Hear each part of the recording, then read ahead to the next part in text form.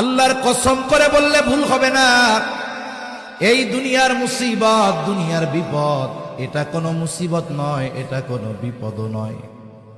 চোখ দুটা যখন বন্ধ হয়ে যাবে, দুনিয়ার মুসিবত আর মুসিবত থাকবে না।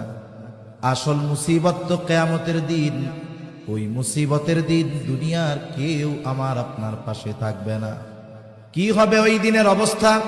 আল্লাহ তাআলা কোরআনুল কারীমের মধ্যে একটা চিত্র তুলে ধরে বলেন, ইয়াউমা ইয়াফিরুল মারউ মিন আখিহি ওয়া উম্মিহি ওয়া আবিহি ওয়া সাহিবাতিহি ওয়া বানিহি লিকুল্লি ইমরিইন মিনহুম ইয়াউমাইযিন শা'নুন ইউগনি।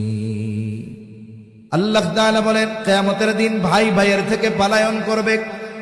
ওয়া উম্মিহি ওয়া আবিহি, পিতা মাতার থেকে